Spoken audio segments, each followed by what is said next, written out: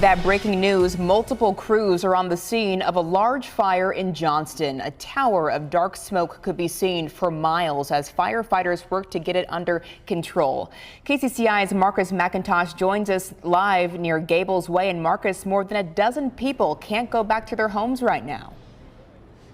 That's right, Jody. More than a dozen people and at least 6 children cannot go back to their homes. There's still firefighters on scene here. Still water being poured on the fire. Apparently some hot spots are breaking out every now and then. You see there's still a number of firefighters here. They've been here since about 10:30 this morning, so for more than an hour. We're going to go to video from the scene when we first got here. There were still some flames coming from the apartment buildings, the 2 apartments that were on fire, and the fire, we're told, was confined to the attic. The video you're seeing right now is of where the fire was contained to when firefighters got here. We also have pictures that were sent in to us by a resident or a neighbor who sent us pictures of what was going on here. You know, there's a lot of activity here because of what happened early this morning.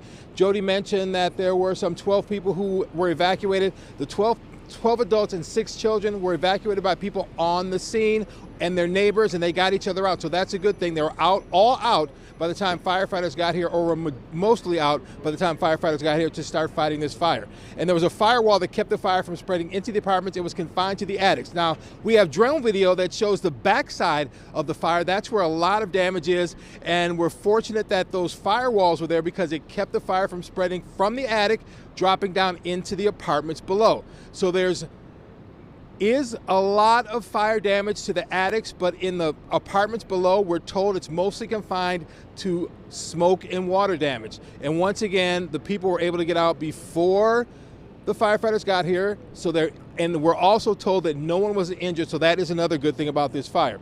Now, if there is a good thing about this fire, firefighters talk about how, you know, it was a daytime fire, so people could get out quickly and had no problems getting out, and they were also to get animals out as well. We spoke with a firefighter earlier today who kind of described what was going on and what they had to go through.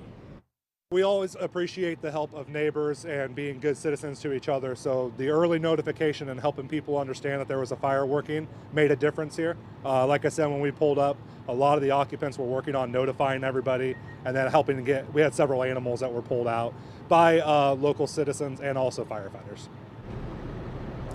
And there are a number of other fire municipalities out here. There was Windsor Heights, Saylor Township, Ankeny, Urbandale, Johnston, Grimes, a number of them out here trying to fight this fire and get it knocked down before it could spread any further. And once again, I want to point out that there was a firewall in the attics preventing the fire from spreading to other apartments and to the apartments below. We're going to have much more on this coming up tonight at 5 and 6. Until then, I'm Marcus McIntosh, KCCI 8 News, Iowa's news leader.